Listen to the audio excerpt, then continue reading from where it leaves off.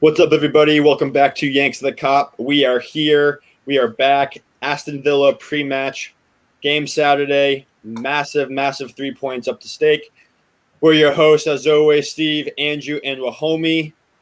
Fellas, how are we feeling after that Real Madrid defeat? Every time I think about Liverpool, I just feel down and like crap, really. So, yeah, I just feels like the season's on the cliff edge.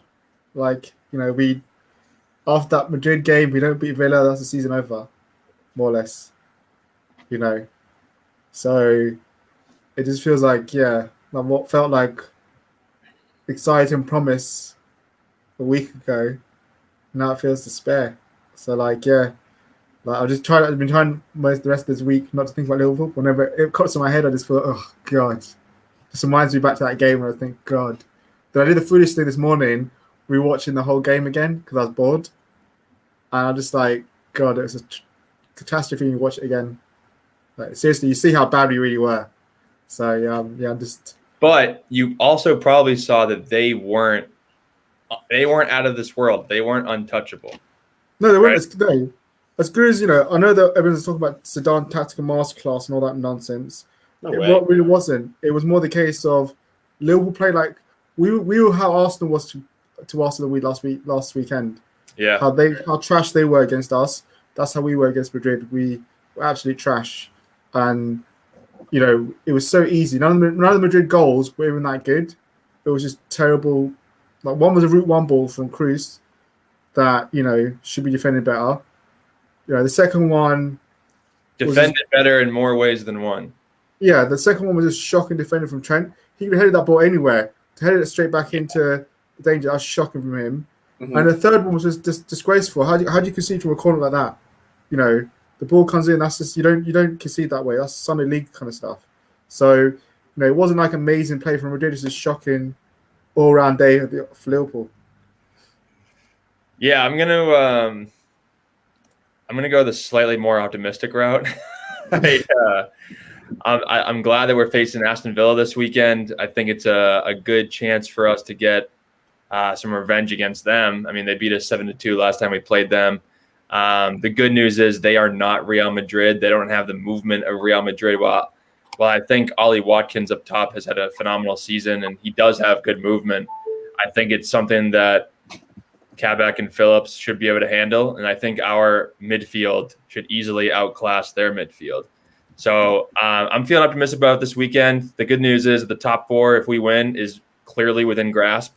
I mean, Chelsea, I think, had a good showing last night against Porto, but they also played against Porto, and who knows how good they really are. So I think top four is still within our grasp. I think that we just need to let this game pass us by, forget about it, and just move on and focus on this weekend. Yeah, I think the last few days has definitely been tough. We definitely got the doors blown off a little bit from Real Madrid, but that was the thing. I mean, you made a good point, Andrew. They were better than us, but they still weren't great. They were there's a few areas where they were kind of vulnerable, and and despite how bad we played in the first half, and Mohamed, you kind of mentioned this. At the very worst, you could say 2 out of the 3 goals were caused by Liverpool errors and not really from Madrid doing anything spectacular. So despite us playing awful, if we just didn't make 2 less mistakes, it'd be 1-1 going into the second leg. So that does give me hope a little bit. I don't think that we're going to continue to make those type of silly mistakes. Stuff like that does happen. And I think that it hopefully is a nice wake-up call. I hope it gives us some proper motivation to step up against Villa, get a home win leading up to that second leg against Madrid. So I'm cautiously optimistic. I'm feeling good. I still think that we have an outside shot at top 4. We have to play a lot better than what we did against Real Madrid, but our form in the Premier League's definitely picked up. I think we've won 3 straight games in the Premier League. So we go out, beat Aston Villa, we put ourselves in really good position to be dangerous for the rest of the year. Obviously, Chelsea now has the advantage over Porto. They're looking like they're going to be going to the semifinal, so that's another thing that they're going to have to, be worrying about and be stressing about midweek. So we'll see. I'm not selling out this team yet. It's definitely an uphill battle for the Premier League and the Champions League, but it's like we say on here, dare to dream, baby. Dare to dream. But to get to some things in the comments here, Jay Gee, welcome, my friend. Always good to see you. Eric has a question here. Is Grealish going to be healthy for the game? That is a good question. I'm not sure, you guys. I think it's a late fitness decision because I think it's his lower leg that's injured. I don't know, homie, have you heard anything different? No, the last I saw today when I was just looking at team news earlier, it said he's still majored out for the game. So that'd be huge. That'd be absolutely be huge for us. And Gunrinio, proper revenge. Exactly. This is a revenge game for us. He hopes this kickstarts the winning run at Anfield. That's exactly it. Get a good performance here. Welcome Real Madrid to Anfield. Obviously, we don't have the crowd behind us for that second leg, but hey, like we're professional footballers for a reason. It's still our home turf. Like let's go out there and get it. And last one here, Rick, FPS. We are legends of the comebacks. It's not over until pigs fly. Love that attitude, baby. That's the type of attitude we need to have. But let's kind of shift gears, though. Start to focus a little bit on this Aston Villa matchup because it is a big one. Absolutely is a big one. I think they still have a game or two in hand as well, but I don't really consider them top 4 contenders. But that being said, last time we played them, they absolutely battered us at the beginning of the season, 7-2. This looks like it's a pretty good chance for revenge. What do you guys think? Well, I was saying to Andrew before we went live that it's going to be a tough game for us. Like, Villa, obviously have a decent side. They've got that Konza. He's quite a very good centre back. Ollie Watkins, Trezeguet. So they got some good players. And I think obviously the last time we played Villa, Ollie Watkins gave, we made Van Dijk and Matip made him look like he was the second coming of Didier Drogba, the way he played against us. So he's going to give Calvert and Felix a run around. So it's going to be a hard test for them as well. So I think my more worry in this Villa game is the fact that we're at home. This is away, I'd feel more confident. But because we're at Anfield, we've been trashed this season at Anfield, in the league. So that's my one worry with it. If it's away from home, I'd be like, yeah, I'm confident we go there and we get revenge and we win. But at home, I don't know. And it also depends on what we should get to later, like the lineup that Klopp picks. Is he going to have one eye on the Madrid game? Villa going to this game knowing that Liverpool are in bad form. They're going to target Trent. If he plays, they're going to target the right hand side. Because I know that Phillips and Trent right hand side was shocking. So it's going to be a tough game for me, this one. Yeah, I'm not. I question Klopp's continuous usage of the high line. I don't understand why you have to keep playing that strategy, keep utilizing that strategy when you have Kabak and Phillips back there who are pretty slow. I mean, you saw how easily it was for Vinicius. I mean, Vinicius is a quick player. We saw how easy it was for him to get through Trent and Phillips on that side. And there were a few times that I thought Kabak defended well against Real Madrid, but there were a few times that I really question. You really saw his lack of pace. The reason why we lost 7-2 last time we played this team was because of the high line, and that was with Virgil and Gomez. If we try to use that against Aston Villa this go around with Phillips and Kabak, two of the slower players on our team, in my opinion, then we could be in some trouble. So I think that the midfield press has to be exceptional. I think that we can't allow them time on the ball like we gave Toni Kroos against Real Madrid, because fortunately they don't have Toni Kroos, but they have some other good players that can easily ping the ball over the top. And I think there needs to be a lot of talk in the back. I think there's never much talk in our back four unless Virgil van Dijk is playing back there. Even with Joe Gomez, he's not the most vocal center back. Trent's quiet as a mouse. Phillips seems to be pretty quiet. Kabak, he's obviously going to be quiet. He's 20 years old, and English is not his first language. And I mean, Robertson might be a little vocal, but I don't think he's been anywhere near his proper form at all this season. Maybe in the first couple months, but other than that, he's looked somewhat out of it. So I mean, just judging from those comments I've been giving you, you'd think that I'm a little pessimistic about this match. But I think if we win this match, that's the telltale sign for the rest of our season in the Premier League that we're actually going to give it a go. If we lose this match, we're not going to make the top 4. Yeah, it's definitely a big matchup. I mean, there's a couple of things in the comments here. Kyle, to get to your question, I think you should ask yourself. Sounds like you might be the best person to ask that question too. But Jay Gee, quick question. I've been sitting on this since the weekend. Anyone else feel like Klopp is trying to experiment to see what will work and what we'll need when we get the back line back? Do you guys get that vibe that maybe he's trying to kind of see what we have for next season? JD's question? Yeah. Yeah, I think he's kind of been forced to try a few things this season because of the amount of injuries. Having said that, I think we've seen a little bit more consistency recently ever since we've found Phillips and Kabak playing together. So that's been, a month or two. Since then, you saw Curtis Jones go back to the bench and you saw him stick with Fabinho, Gini, and Thiago. I thought it very strange yesterday or 2 days ago when he played Naby Keita.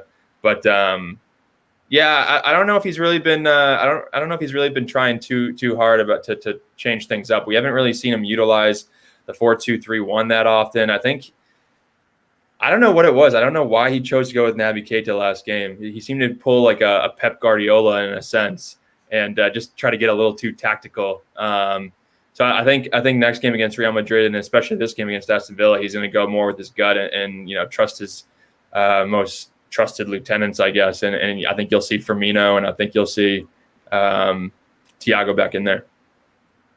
I see you shaking your head, homie. What's up? Because I think it's that lack of willingness to change why we're in the predicament in the first place. The lack of willingness to make the tough calls. That's why we're in the predicament in the first place, to be honest with me. Like, we should be looking to try different things because, so enough times we've gone into most games this season where we've lost or drawn, doing the same rubbish thing over and over again, expecting to get the same results. And I think for me, continue to say we're going to go in with our trusted lieutenants when they've, is the mistake. Like for me, because if when it is trusted lieutenants, that means you're saying Mane's starting again. Like, how many times can we see Mane putting stinkers after stinkers? He don't deserve to be playing. The guy deserves to be, for example, him on the bench for the rest of the season. Like, he's done. But Mane needs a rest. I'm not saying sell him. Mane's still world class. I'm not writing him off. But I'm saying for this season, realistically, he's done. Mane's finished for this season. And he's like the summer off as a rest to recharge and come back next season good. But right now, all you're doing is continue to play Mane through the red. And it's just, he ain't got it in anymore for this season. He's not got it in anymore. Like, his tank's empty.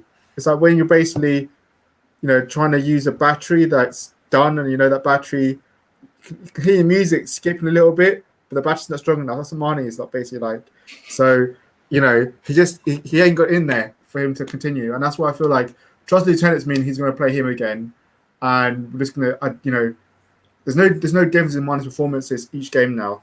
And not just him only, trust lieutenants for me, I think the issue for me as well, like you said, it didn't make sense. If you were going to play Keita, why play Keita on the right-hand side when he never plays good there? Keita's best games at Liverpool from the left side midfield.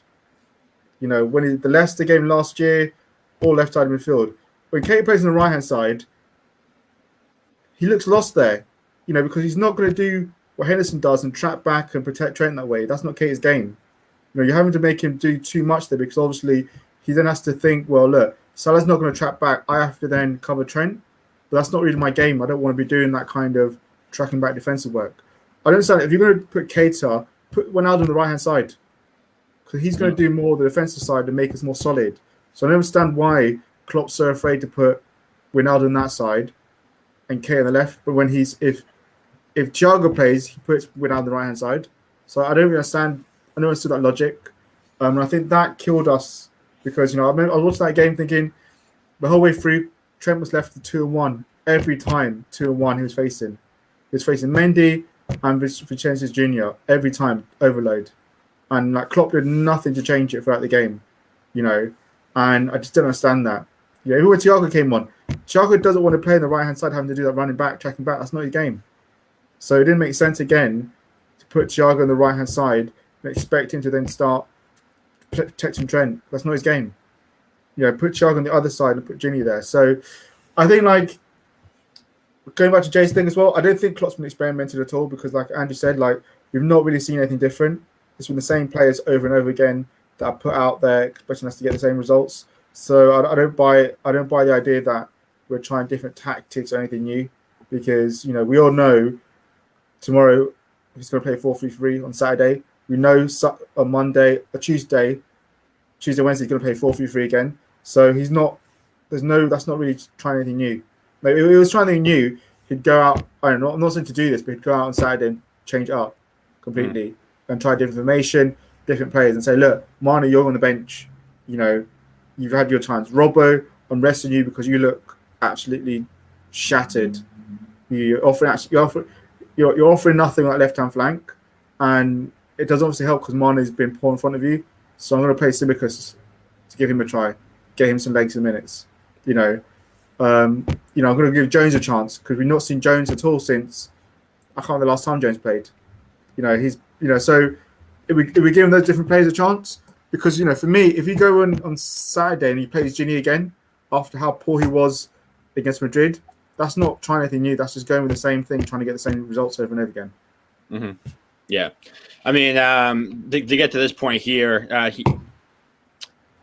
FPS thinks I truly think we went into the Real Madrid game with too much respect. We were lacking the hungriness and cockiness that won us the Prem last year.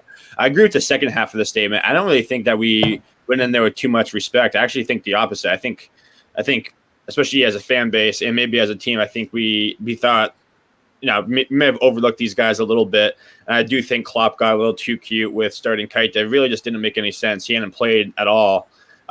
But also that being said, as a role player, you have to be ready when your name is called, and he clearly was not ready. So there is that point. But to get to another point here, I'm still recovering from Trent's mistake on Tuesday. Yeah, me too. Definitely. But you mentioned a lot of things there. I mean, Andrew, do you expect to see a little bit more rotation going against Villa? Potentially Mane sitting, maybe Samika sitting. Samika starting. No, I think I agree. I do agree with Rahomi. I think Mane has been exceptionally poor over the past, ever since the new year. I mean, he's been poor all season, but ever since the new year, he's looked like a shadow of his former self.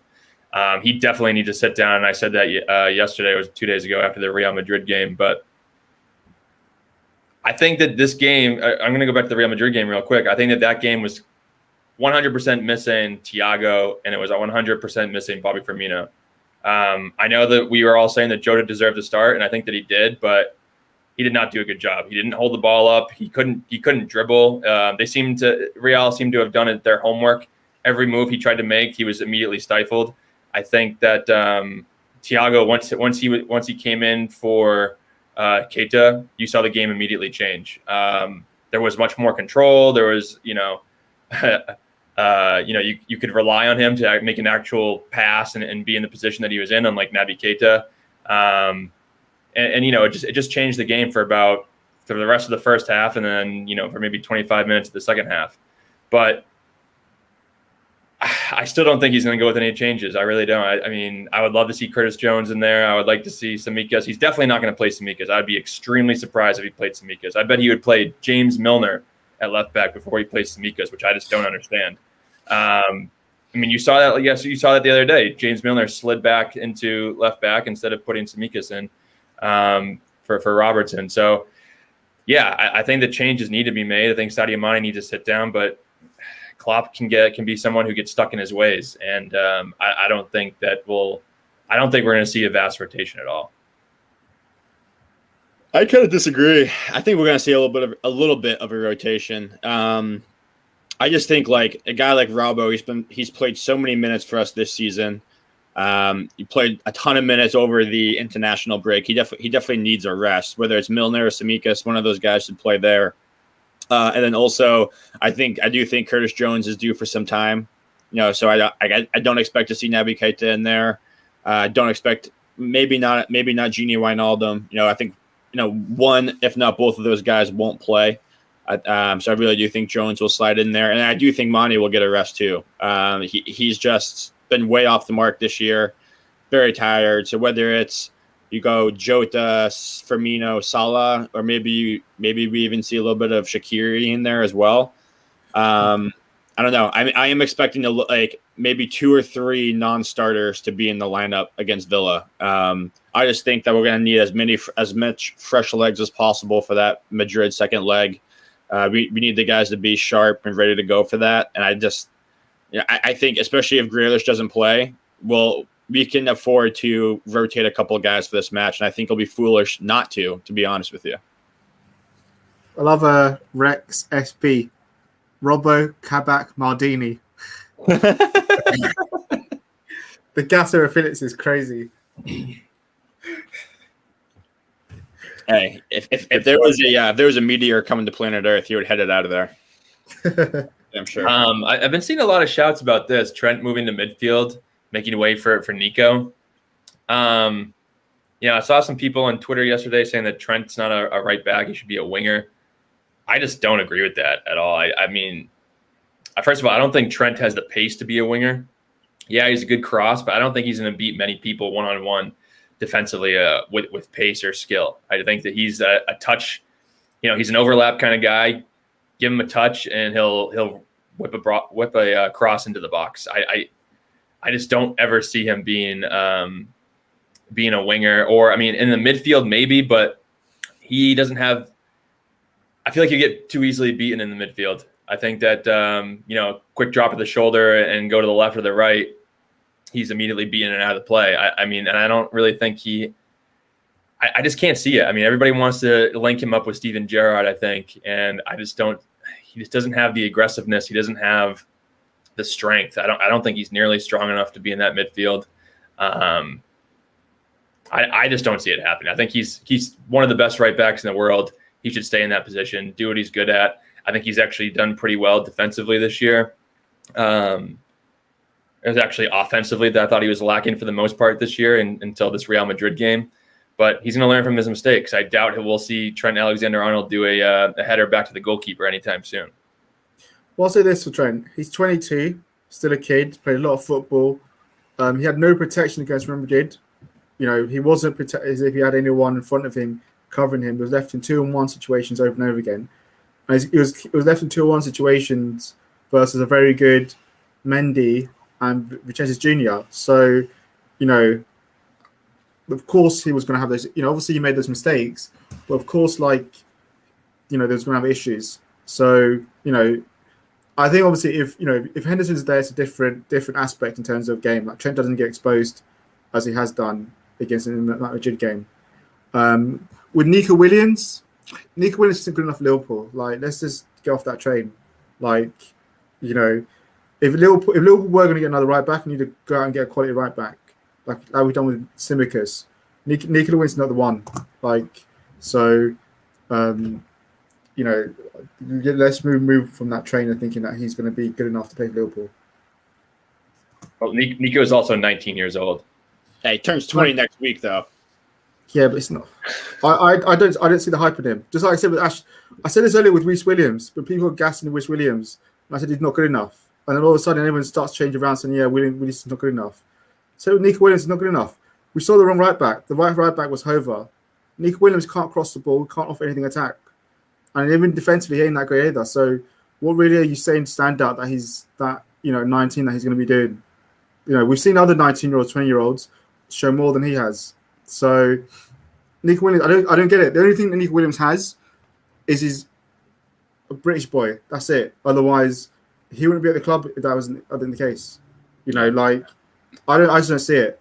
And the times he has played, I haven't seen anything for me to say that wow, we've got some head of right back that's coming through that's going to challenge Trent. Mm-hmm. Yeah, and I think, going back to your point about the question about moving Trent to the midfield, Andrew, I think Andrew summed it up perfectly. But the other thing too is like I've never seen Trent beat somebody one-on-one. He needs to play in space, and I just don't see him being more effective in the center midfielder role than he is at right back. He's one of the best. He's one of, if not the best, right back in the world when he's at his best. So why would you take him out of there? Doesn't make sense to me at all. No, Klopp out here says, I forgot Trent is 22. He's going to dip from Liverpool soon for a bigger club. Completely disagree. He's a Scouser. He's not going to leave. He wants to be the next Steven Gerrard. And, unless something catastrophic happens when Klopp leaves, I don't really see him leaving. LFC Gamer, Klein was so underrated. You always knew he'd be good defensively. Yeah, that was the thing about Klein. He was pretty underrated, I think, here. He was incredible defensively. Didn't offer much going forward. He did show kind of glimpses at times of being decent going forward, but yeah, he was like the exact opposite of Glenn Johnson. He was so good defensively. Definitely offered a lot. And Steven Stubbs here, good to see you back in the chat, man. He had some changes on Saturday. Wouldn't be surprised to see Ox Shaqiri in the starting 11. Very important week ahead of us. 4-2-3-1 formation against Madrid with all four forwards. So he kind of agrees with my assessment that there's going to be a few rotations. Would you guys like? So I know you think Klopp is going to go 4-3-3 for both matches, but would you flirt with a 4-2-3-1 for either one of those two matches? Personally, I wouldn't. I against Real. I'm talking Real Madrid. I don't really care about this Aston Villa game, but against Real Madrid, I think it would be suicidal to go for the 4-2-3-1. I think the Kroos and Modric would just pick us apart like ease, and they did that with a 4-3-3. Formation on Tuesday. So I just don't think Klopp's going to roll the dice again and try to make a crazy change like that. We haven't played the 4-2-3-1 much this year. Why try to utilize it now when we're at home against Real Madrid? And like I said, I don't think Real Madrid were that good. I just thought we were that bad. That's why we lost that game. So to make a rash change like that doesn't make any sense to me. I think that we'll get Kroos and Modric will absolutely dominate us. Yeah, I did tweet this morning saying that I'm torn between those two formations, the 4-2-3-1, the 4-3-3. The 4-2-3-1, my main concerns over it would be the fact that it would leave us with two against three midfielders. And we've seen, obviously, like Andrew said, like if you leave Kroos and Modric with time and space in the ball, then you're going to get murdered. And it also then asks you a lot of Bobby to make sure he's tracking back and doing defensive work.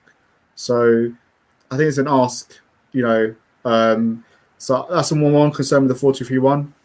And then obviously the 4-3-3, I'd probably end up playing it, but I'd make changes in midfield.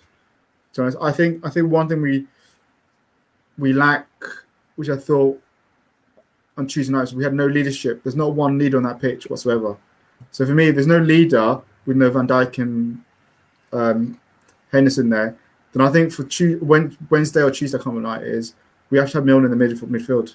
And that means for me, I would drop Gini for that game. Now that's unpopular for some people, but I don't think I wouldn't play Gini in that game.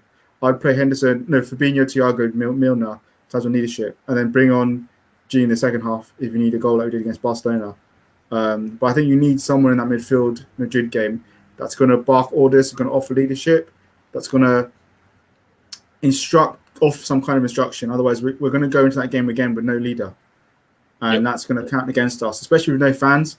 That'll count against us because there was no one, when we went 2-1 up, there was no one that said, hey, let's keep the ball for a minute and try to gain some kind of control in this game. Rather than, because all it seemed to do is we went 2-1, scored, then we just had no control, just tried to go for a second goal, or we're just all over the place. There was no one that says, hey, look, keep the ball for 5 or 6 minutes. Let's get some control in this game. And then we'll know a second goal probably will come if we keep ball this way. But all we did was we just swung the possession back to Madrid, all over the place. There was no control. If Henderson for being Van Dijk on that pitch, they'd be like, hey, slow the ball down for a couple of minutes. Keep this ball. And I feel like Milner would offer that kind of leadership in that midfield. So for me, that's how I would go in that game. For the Villa game, I wouldn't mind the 4-2-3-1 against Villa because I don't think they're not a Real Madrid. Without Grealish, I don't see why we couldn't play that against Villa. But then I think Klopp would still go with the 4-3-3. Yeah, I just want to LFC Gamer. Why was Genie doing the mannequin challenge? I'm pretty sure he's talking about the third goal. Yeah, right. third goal. I think he was covering. I think he was, watching the space to his right, where Cruz or Casemiro. Casemiro is their second leading goal scorer, and he scored all of his goals from that area, coming in from balls that were played into the box and spilling out. Like that goal was not Genie Wijnaldum's fault. Like, people always want to pin the blame on Genie Wijnaldum, but that goal came down to three things. One, Fabinho made it way too easy for Luka Modric to get by him. Luka Modric is a great player, but we've been saying that Fabinho is the best defensive center mid in the world, and he did not display it in this game at all. It's probably his worst performance that I've seen him perform this year. Number two, Nat Phillips was not nearly close enough to Vinicius Jr., and I'm not sure if that's because he just didn't know he was there, or if Trent didn't say anything to him once he moved over. I'm not sure what it was, but Nat Phillips has to do better there. And Allison should have made a save. We keep saying that Allison's the best goalie in the world. He needs to make that save, or at least get a better hand to it or something. He got a hand to it. That means it's savable. So he has to make that save. I think Trent's fault for that goal. Because what's he doing? He's marking no one. Vincent Jr. is his person supposed to mark. Right. But when you see the goal, there's Phillips in front of him, but Trent just stood there watching Vinicius Jr. He allows him to run off him. That was Trent's fault. Again, so he was at fault for two of the goals. He was at fault for that goal. Fabinho, obviously, from the start off, not allowing Modric to get past him. Obviously, and Trent should have then communicated with Phillips. Vinicius Jr. is free. Like, there's no communication. They don't communicate. That's why I don't think Trent should be captain, or at least at the moment. No. Yeah. J-Doc, he doesn't think the tactics are a problem. It's the mentality. He saw no drive to win the game against Madrid, and he's 100% right. Like, it just seems like, especially this season as a whole, anytime the going gets tough, the team quits.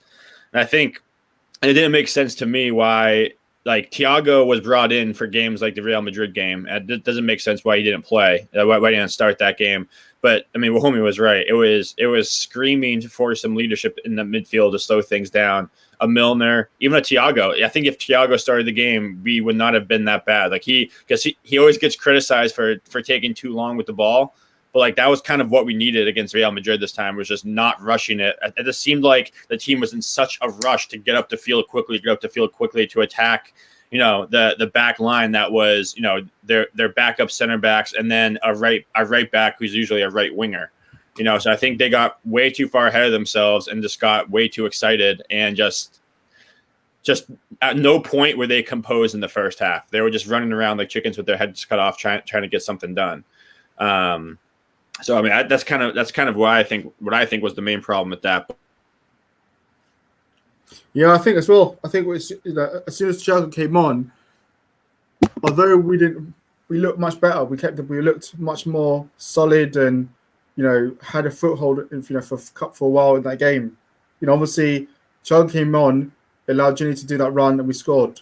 So there's a big difference. I think obviously, for me, that choice of Klopp, I think Klopp's made two huge mistakes this year's season.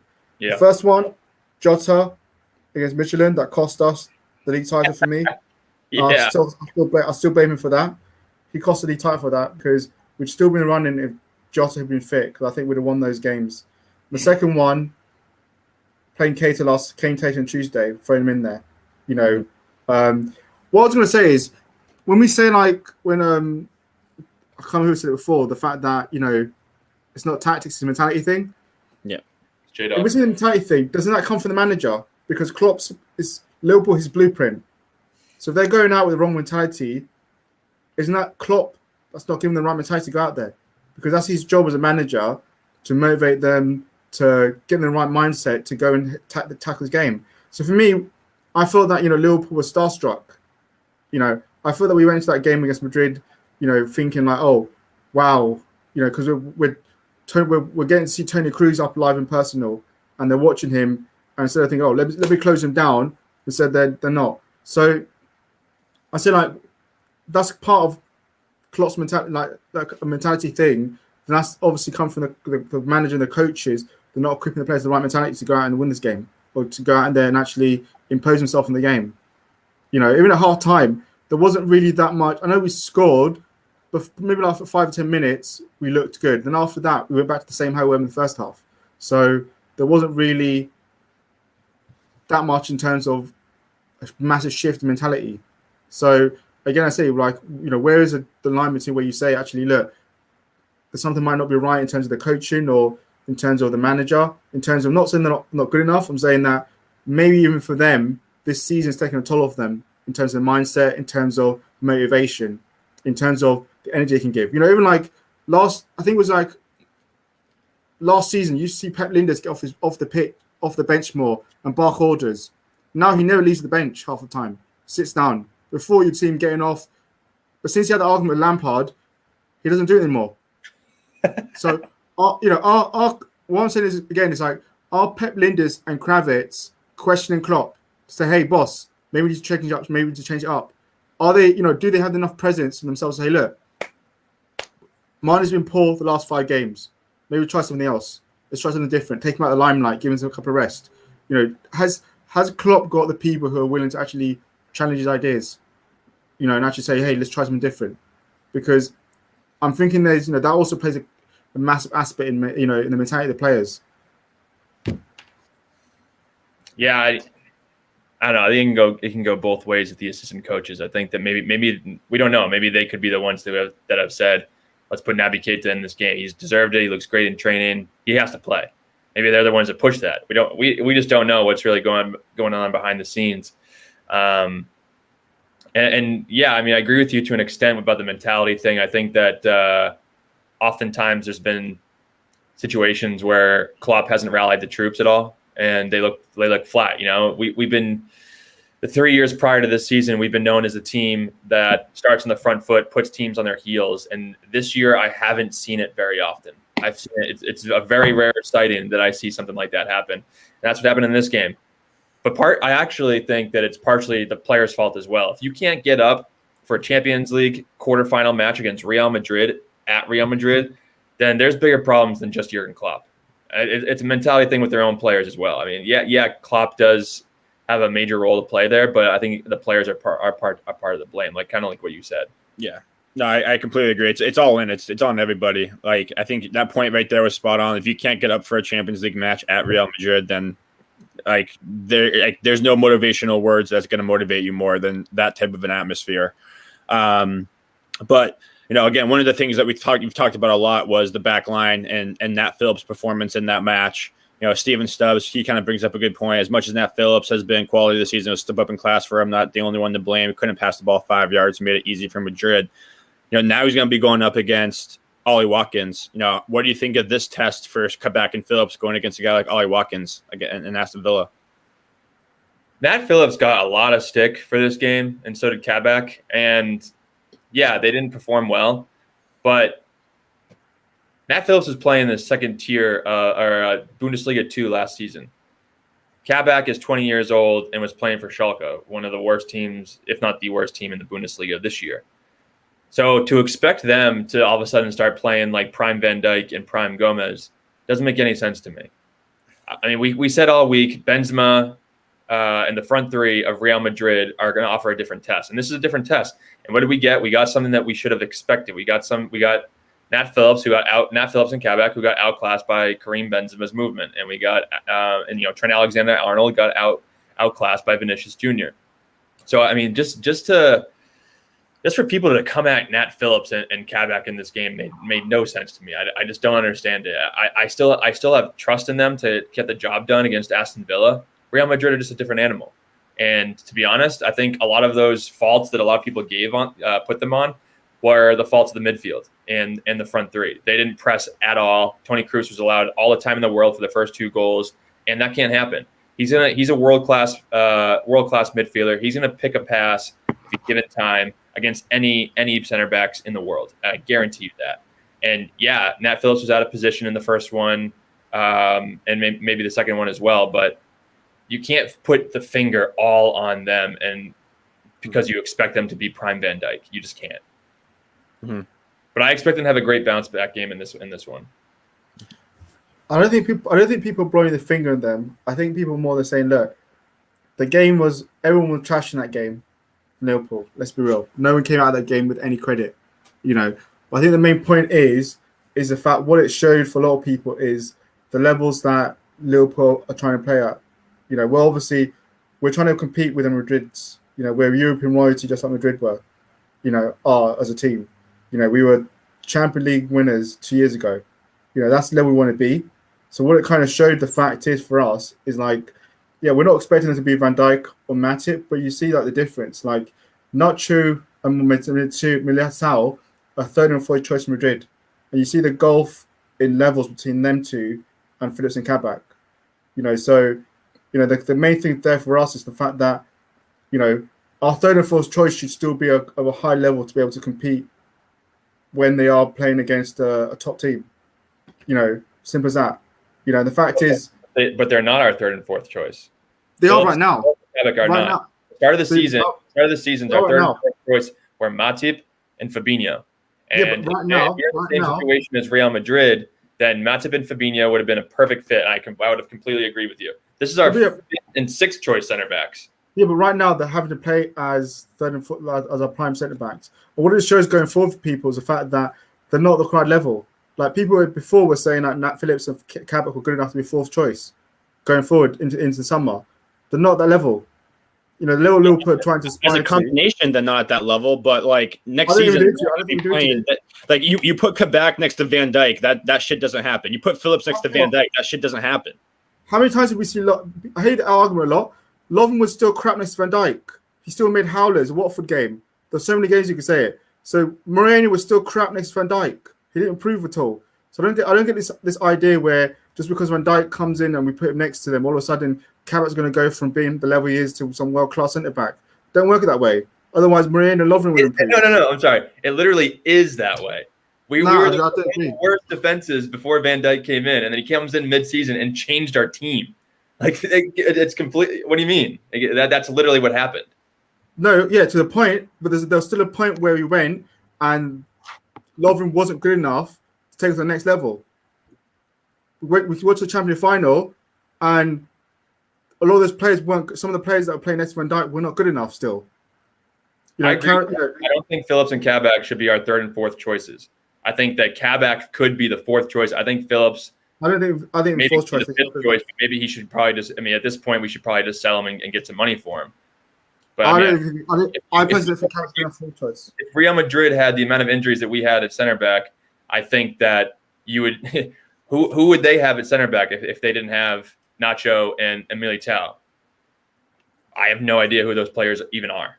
And also, Kabak's still 20 years old. When Lovren was here, he was, 26, 27, 20. He was in his prime still making those mistakes. Like, Kabak's still going to be getting better as your fourth option. Really, if that was the case, we'd still say, look, let's put Reece Williams next to Van Dijk next season. And let's hope because he's only 19, 20. What's the difference? If you're going to say the lines of Kabak's going to improve as Van Dijk, why don't you continue? He's going to improve because he's 20 years old. Like he's not going to all of a sudden be world class next year, but he's going to continue to get better. To say that a 20-year-old who's played at Schalke, like a shitty ass club like Schalke, comes here, gets thrown into the water, and he's done what he's done, and saying that he's not going to become a better center back because Dejan Lovren in his prime still sucked. Like that is a fucking awful argument. I'm sorry. But centre back, but is that centre back going to be the required level for Liverpool? He might be a good centre back for a championship team, but is he going to require a good centre back for Liverpool level where you are trying to compete with the cream of the crop? I don't think so. That's what I'm saying. Though you might. Yeah, I understand your point, and I agree with it for the most part. I'm just saying that as fourth and fifth choice centre backs this season, Phillips and Kabak don't deserve the amount of criticism that they've been getting. We should have expected this. Until this point, they have by far exceeded expectations. They played pretty well together for the most part. They have. I'm not saying they haven't played well, but I said in those games we all admit going into those games, they've not been tested. The one real test they've had was against Real Madrid, and they came out wanting. The whole team came out wanting, but so did they. Them did. So my whole point is the fact that I never jumped to the whole bandwagon before saying that when people were going crazy over those games. Because I said in those games we did play, there were chances where in the Wolves game, if Wolves had a striker, we don't win that game 1-0 because they had enough chances in that game.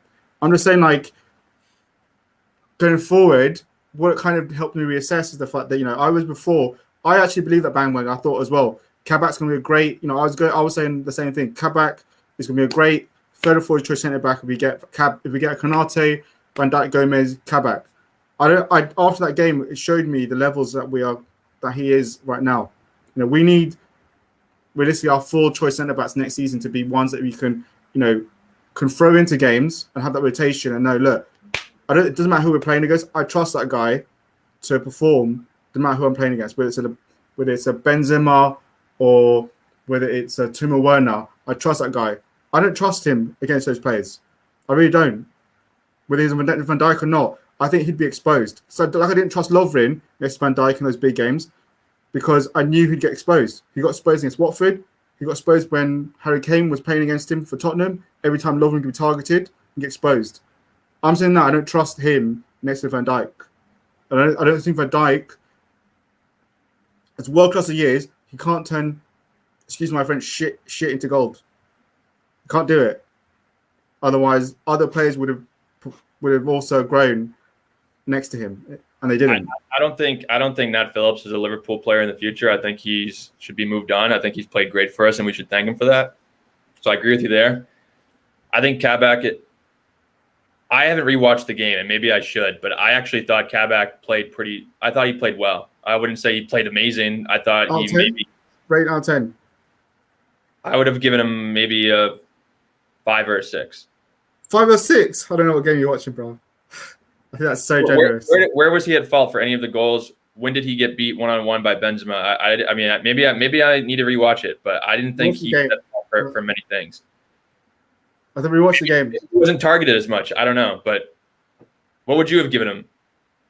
I don't think, personally for me, out of that game, I don't think anyone got anything above 4 for me in that game. And I think Kabak maybe 3.5 or 4 at best. If you're seeing, but I don't think anyone else came out bringing loads of credit out of that game. I think it was shocking. That's one of the worst performances we've had in Europe or for a long time. It was that bad. Yeah, maybe 6 or 5, but I mean, 3? I don't think he was a 3, man. No fucking way. What did he do to warrant a 6 for you? There was multiple occasions in the first half, in the first 30, 35 minutes when he stopped Benzema. He gave the ball away 4 times that led to a different opposition counter-attack. Everybody was giving the ball away. But he still did. His role, obviously, at centre-back, he gave the ball away, and we were lucky. Real Madrid should have come out that way game with at least a 4 or 5-0 win. We were lucky that they didn't, and they should have come out with more goals in that game. We were lucky that they didn't. We were lucky we went in half time with the scoreline because Madrid had enough chances to be ahead of us. If their final ball was better, for example, the senior pass, if he passes that to a better pass to Vinicius Junior scores that goal way more earlier. So I don't know. I just think for me, I think it was a wake up call that whole thing. Where we're saying the centre backs are good enough to be 5th and 4th choice, or I think it's a wake up call. No. I'm just not going to center out. I'm not going to center out like the center backs when there wasn't one person on the pitch in the first half to connect a pass. It was the worst passing half that we've had in a long time, and he was the only person making covering runs behind Phillips when Benzema beat him over and over again. But we're not going to agree on this. We've all do you want to add something, Andrew? Like what? I was just going to say. I mean, I don't think Kabak is a bad choice for 4th or 5th center back. I think you're going to be hard. It's going to be hard to find a young center back like him for a decent fee that's as good as him. You can talk about Kalatakar, you can talk about Konate, but I don't know if we're going to be spending that money. I hope we do. That'd be great. But do players want to come and sit behind Van Dijk? I don't know. I think it's rare that you find the amount of center backs that are willing to play and just sit on the bench all year like a Nacho and a Militao. Why is that always the thing for Liverpool, but it's easy for other big clubs? I always hear that argument as well. The fact that these players that want to come to the bench, but it's easy for other big clubs to have this. You don't hear Bayern Munich has six forwards. Don't hear their forwards complaining. because they know they're going to get games still. But PSG have 5 quality forwards. You don't hear those, but whenever we come to Liverpool strengthening, people say, "Oh, they want to come and sit on our bench." I don't get that. I don't get that mentality. That's a good point. There's enough games throughout the season for these guys to get games. The reason why we're struggling is because it's this continuous thing of having a small squad that kills us all the time. Of Klopp's consistent having a small squad, it kills us. I just we had a think, big squad. I think that we have to deal with things more. position is one that you shouldn't rotate as much. Shouldn't, but I mean, like Van Dijk's not going to come back and play every game with his injury now. Gomez is in there, so you're looking at your other players being able to have good players that can come in and cover those games. That's probably the reason why we don't go far in the cup competitions either. In the FA Cups and the Carling Cup, we don't have our squad's too small.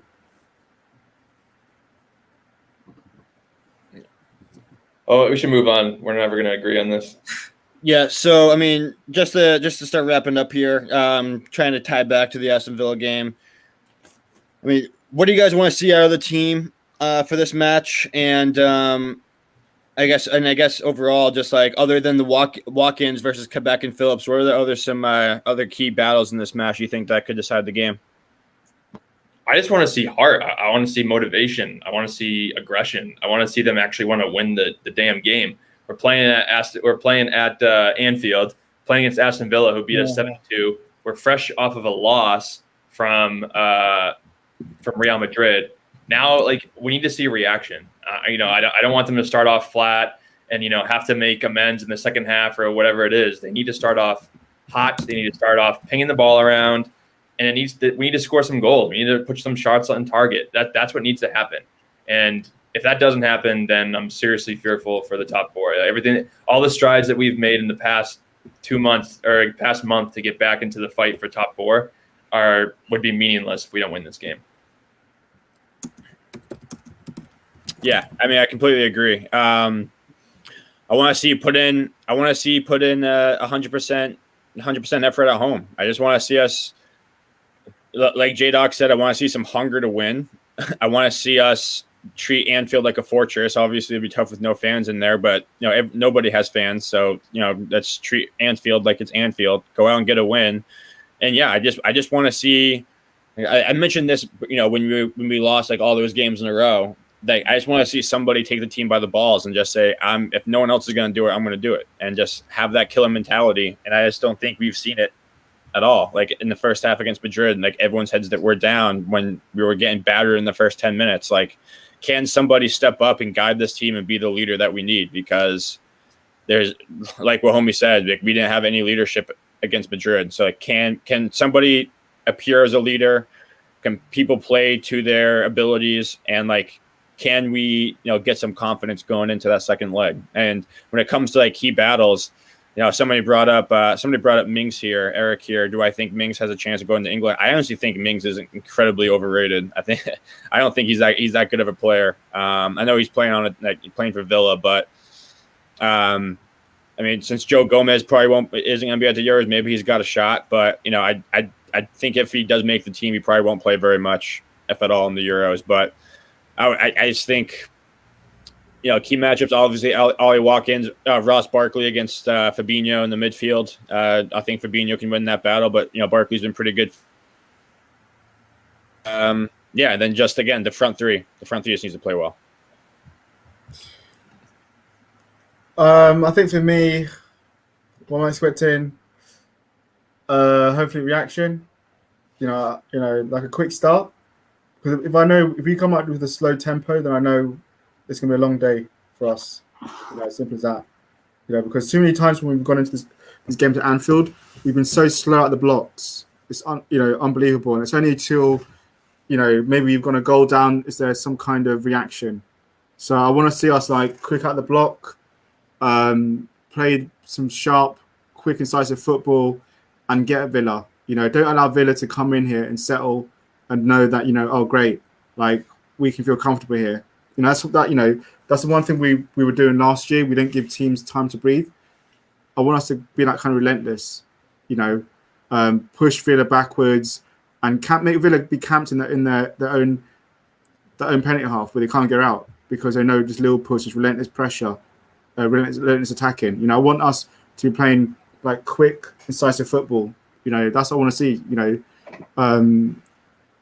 So a reaction, because we have to have a reaction. There can't be how we were like 2 months ago, where we lose a game and there's no reaction in the game afterwards. Because this is a must win for us. If we want to have any harbours of top 4, we have to beat Villa. Simple as that. So for me, that's what I want to see. Obviously, I want to see us, just improve performance. I want to see us, show Villa that, that we're a better team than them, which we are. As good as Villa have been, we're a much better team than them. So, I don't think we're going to get, I know Blade's after some kind of revenge, but I don't think we're going to get some massive revenge, like a 6-0 kind of thing like that. But I want us to go out there and be professional and just, show the gulf in class between the two teams. So who am I looking to kind of like be the one who sparks us? Probably again looking at Jota or Salah, as the only two that are going to carry the fight, or can carry us something. I think Jota will have obviously a much better game against Villa than he did against Real Madrid, which I think he was non-existent. And those are the two really. Hopefully, like there's some. I just don't want to see Fabinho back in centre back. That's what I'm saying. Because I don't think that's the answer.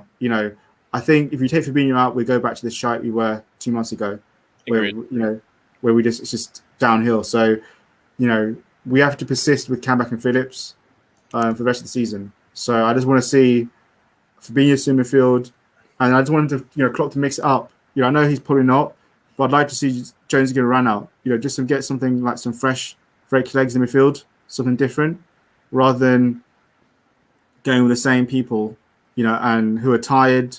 Who could just do a rest for this game to then be framed in for the Madrid game. All right, so with that, let's do lineups and predictions. So Andrew, why don't you start us off? Trent right back, Kabak and Phillips mid center backs, left back Robertson, Fabinho, Milner. I don't know. It's tough. Fabinho. I think he's going to go Fabinho, Thiago, Gini, and Salah, Firmino, Mane. Yeah. That's what I think he's going to do, homie. I'm not saying. I'm shaking my head because I agree with you. I agree. That's exactly what he's going to do. He's going to put the exact same team as he did against Madrid. It's not. Maybe the only change might be Keita. Bobby starts, but it's going to be more or less the same team. He might. That's it. He's going to more or less the same team. Maybe Bobby starts over one of them. Or maybe Milner, he might throw Milner in. But I agree with you. I think Milner should play against Real Madrid. So that's why I was like, I don't know if he should play in this one. All right. Well, my lineup, I'm going to go way different than both of yous. I'm going to say Trent, Kabak, Phillips, Samikas is going to be in there. Fabinho, Thiago, Jones, and then Shaqiri, Firmino, Salah is my choice there. I think there's going to be some rotation. Give those guys who need some rest, get them some time. Official prediction, I'm going to say 2-0 Liverpool. I'm going to be a downer, so Andy, you can go next. Oh, God. I was going to say 1-1. Oh, God.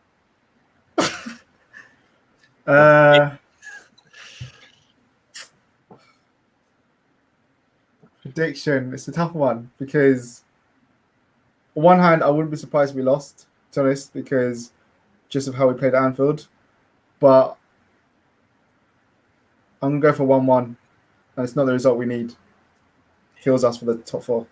No optimism from these guys over here. But to close it out, I have a quick trivia question that I want to ask. So what is everybody's favorite athletic brand? What's yours? Adidas.